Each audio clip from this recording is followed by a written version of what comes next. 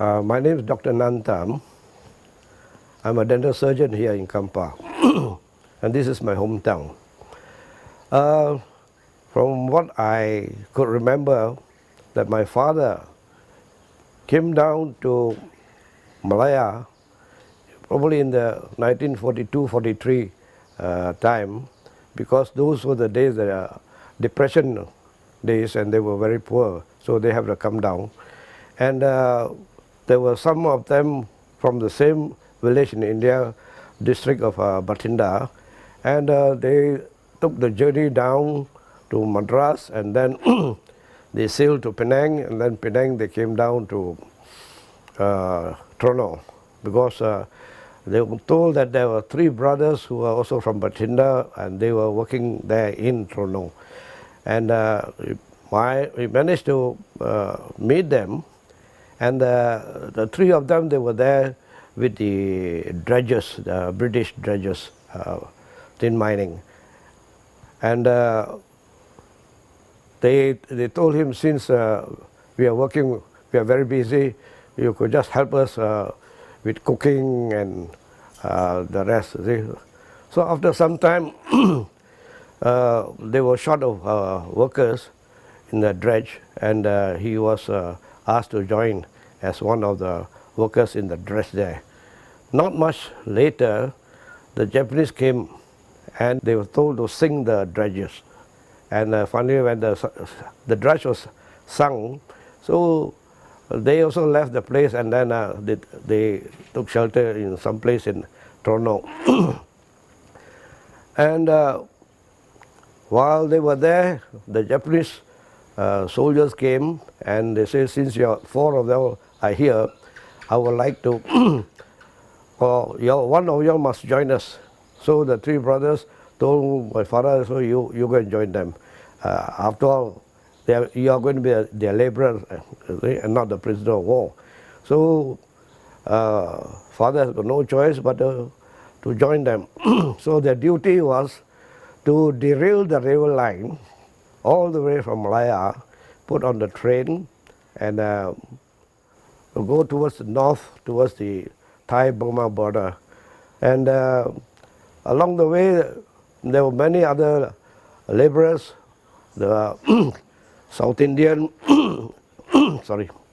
South Indian. Then there were a lot of Punjabis too, and some Malays, which their job was just to carry those derail rail line and put onto a train, and then take all the way to Kanchanabur area. So they were there, and then they have to have food and all that. They were provided food. They were provided food for them because the Japanese need them for their strength, because to carry this river line. And while they were there and derailing and railing the track and all that, so he also saw the maltreatment that was done to the British prisoners of war. And the prisoners of war was actually very much malnourished, and they had diabetes, they had all the sores in the body, according to my dad. And they say they look so very thin, see, compared to us. They were very thin, and believe that they would have been very badly tortured by the Japanese soldiers, because they need work to be done. And the railway line, there's a targeted time for them to finish those railway line. And so when the American bombed Hiroshima and Nagasaki, the Japanese are forced to surrender. And then they told all the laborers to the Japanese government, you are liberated, you go your way. Right? So Dad and some of his friends there, they also went into the village there, and they found, each one of them found shelter in the Thai family. And over time, Dad settled down with Mom, and After a couple of months, about 3-4 months later, or 5 months later, the British made an announcement that anybody who wants to sail back to Singapore, they can do so, and the last steamboat will be sailing from Bangkok on a certain date. So Dad didn't want to go back because thinking that your mom is already pregnant, and they say we'll stay here. But then apparently all his other friends, who some of them also got married to Thai ladies, they all pack up and then they left with Dad alone. So Dad looked, there was no more friend around there, no more friends. And then so he told Mom, say, let us just pack up some clothing and all. And then he went and joined the group, went to Bangkok, and then they sailed from Bangkok to Singapore. And at Singapore, they came, go back to Toronto, where he was supposed to meet his other 3 friends there, the 3 brothers, but apparently they were not around. So from there, from Toronto, they came down to Toronto Mines. For a short time, they stayed at Toronto Mines, and after that, they found out that the 3 brothers came down to Kampar, and they had a house, and that they invested on bullock carts and all that. And so Dad joined them, and he helped them as a block cutter. That's how he has to survive.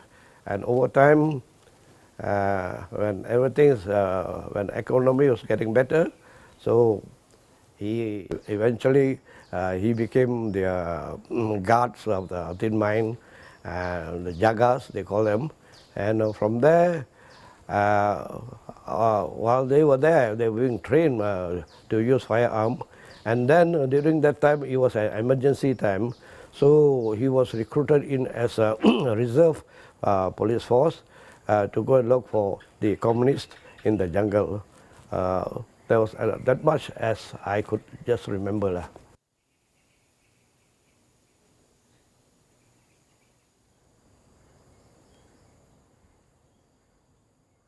My father has got 5 children. I'm the eldest son, and four daughters. And this is my father here. His name is Mr. Harnik Singh, the late Mr. Harnik Singh.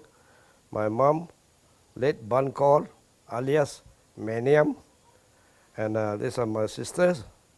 And this is my children, and this is their children, and my in-law. My father, the late Mr. Harnik Singh, he passed away on 30th July 2002. My late mother, Ban Kaur, alias Maniam, passed away 3 years later.